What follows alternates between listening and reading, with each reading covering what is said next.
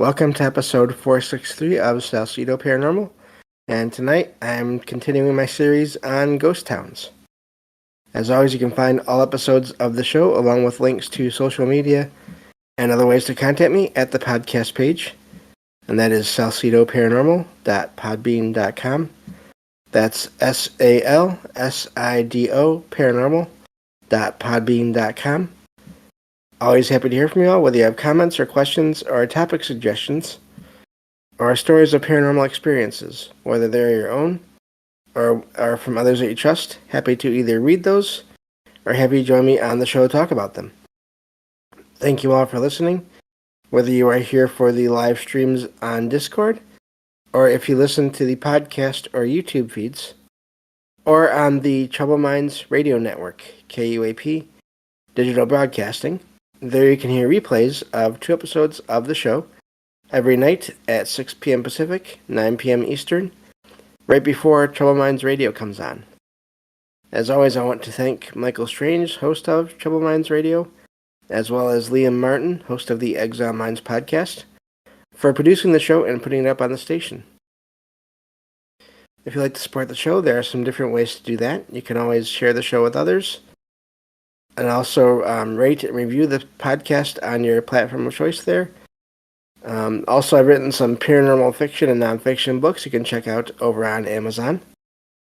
If you like extra content, you can find that by joining any of the membership tiers over on Amazon, on Patreon.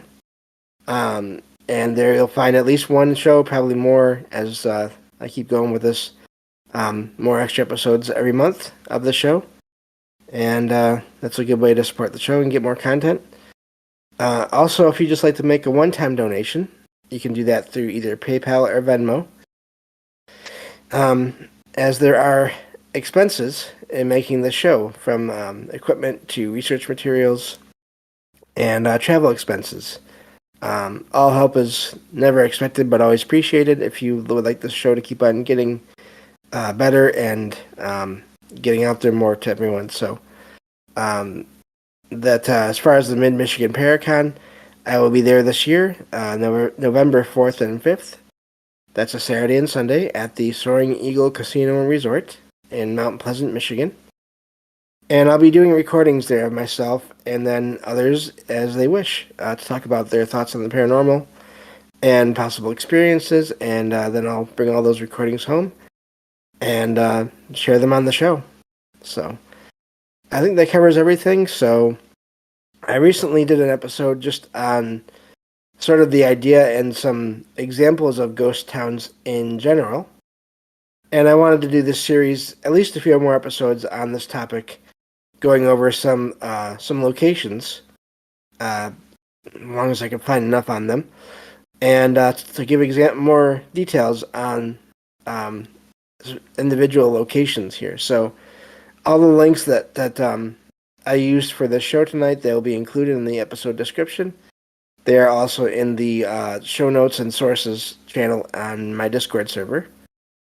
So you all can check out those articles for yourselves and get them in full instead of just sort of having me ramble on talking about them. So I think I'll go to those articles now.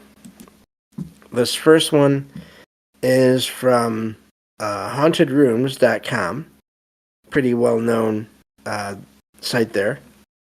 And this title reads, Calico Ghost Town History. So this is an old West mining town. It's been around since 1881, so over 100 years, 140. It's in the Mojave Desert, and has around 500 silver mines in the area. It took just 2 years, apparently, for the town's population to reach 1,200 people back in the 1880s, and by 1890 it was home to just over 3,500 people. So, which I'm guessing when it comes to towns back then, that's no small number there. But of course, not long after that, or at some point after that, the people started to leave the area, and so, but even after that, there apparently is paranormal activity going on there. Other, basically, spirits and or other entities that have made this ghost town, again, the name of it is Calico, basically made this area well known for being possibly haunted. Possibly one of the most haunted places in California, if not the United States, as they say. So, says most towns of this area have gradually fallen into disrepair and crumbled away over time.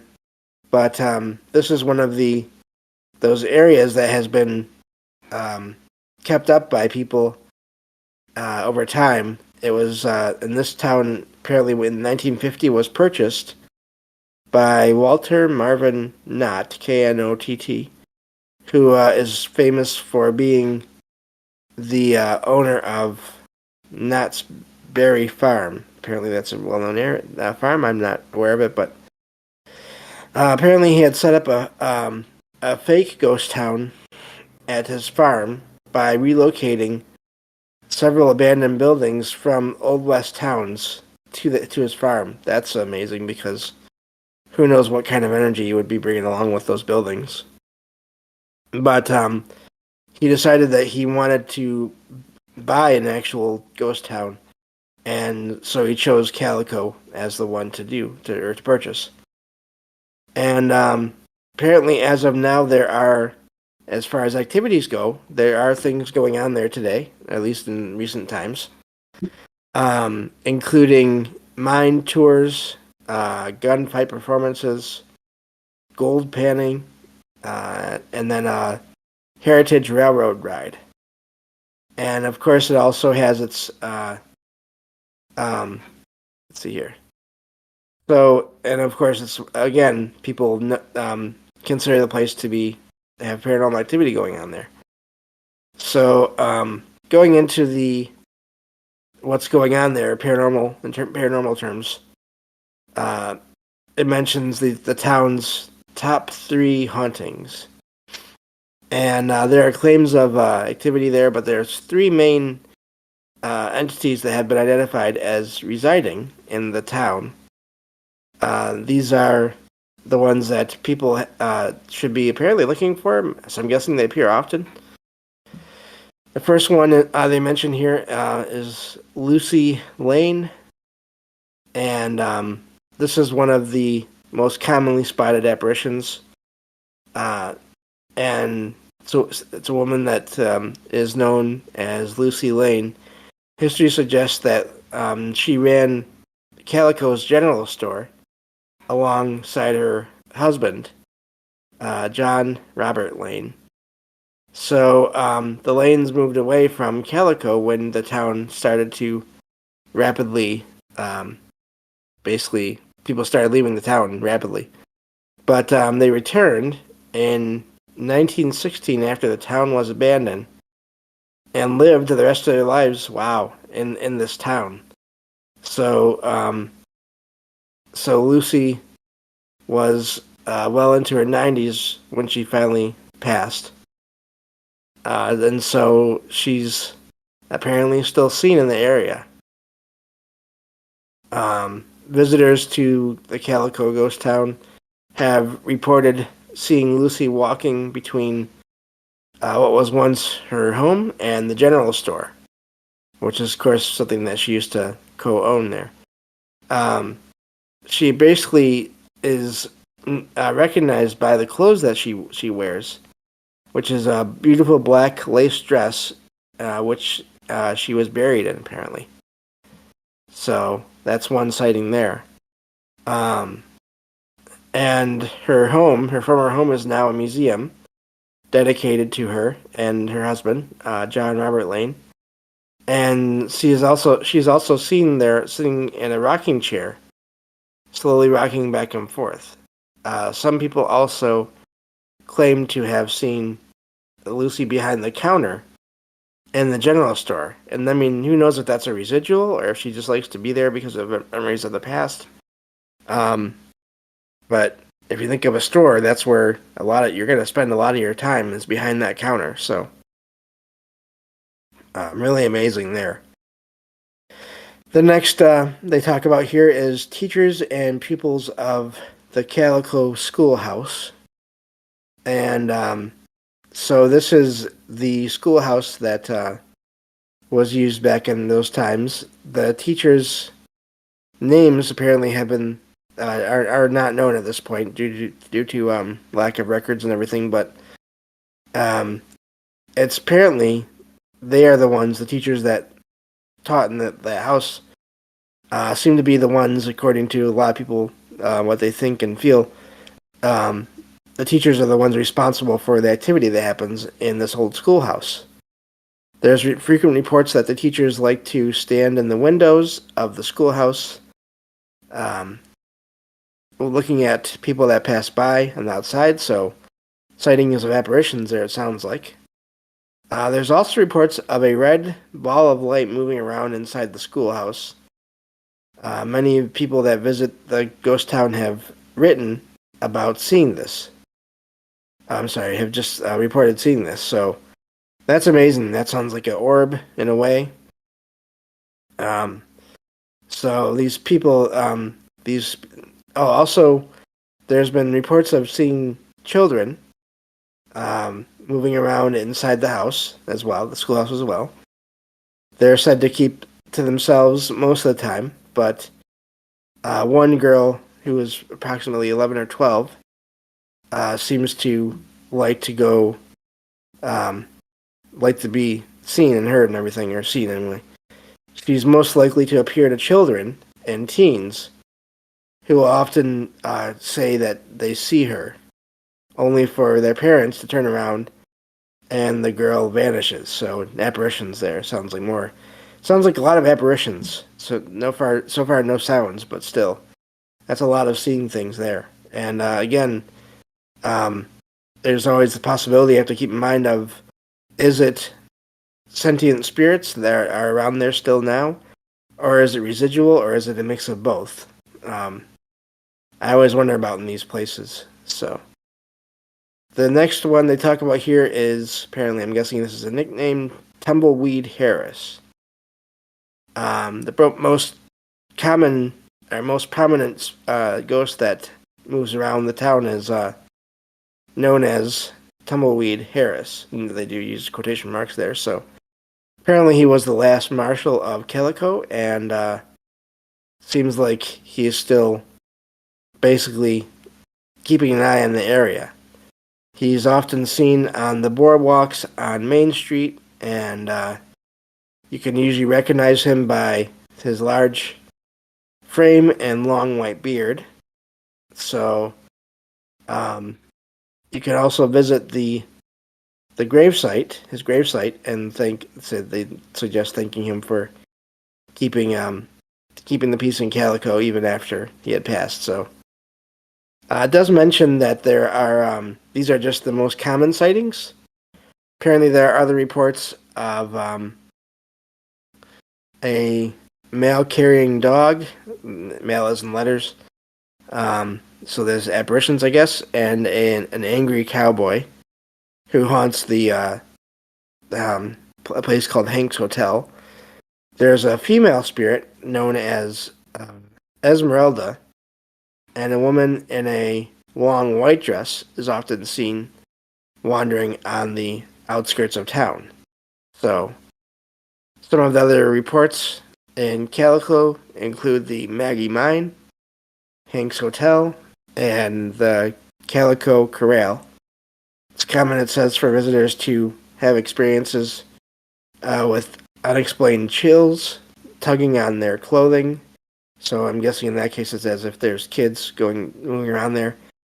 And also their hands and faces being touched. Not sure I'd like that so much, but sounds like a lot of activity going on there. So, and that's just from this first article here. I have two other ones. And we may only get through the second one in the show today, but basically, it does sound like it could be an active area. Makes me want to visit it someday. But yeah, neat stories there. And let me see what this next article says here. So let's see if I want to do this one or the other one. So now this next one talks about let me see here. Did I close that one? Yeah, okay. So this next article is from backpackerverse.com. This one has some good articles on the paranormal as well. I've shared other articles from them before. This one, the title reads, Infamous Poltergeists of Calico Ghost Town. So, wow, this one is, so yeah, let me see here. They talk more about the history and the location there. And, yeah, let me see here. This one looks a lot like the last one, so I think I'm going to close this one and go on to the last one here. So that's one of the articles I'll share in the links. But this next one is from, sorry about that. This next one is from InquisitiveWonder.com. And the title reads, The Haunted Calico Ghost Town in California. So this is a former mining town, again, as they say in the other article. And now they mention here it's in San Bernardino County, California. And this it's basically now a major tourist attraction, or at least it was for a while there. It was a prosperous town that was founded again in 1881, and apparently the 500 mines things that is commonly reported here. So that's a lot of mines in one area. So, but in the 1890s, silver started to lose its value, and so as that happened, the town of Calico lost the miners. Basically, they all moved somewhere else, and moved on to other towns in search of more silver and other things. And so this is what started the decline of the town. It happened over a span of about 8 years until the town was completely abandoned. And so starts talking about the apparitions there, mentions Lucy again, and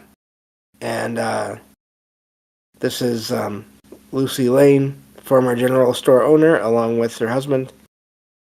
People have reported they're seen in a black lace dress, rocking in a chair at her former home, or wandering between her home and the general store, which they were next door to each other, that she operated.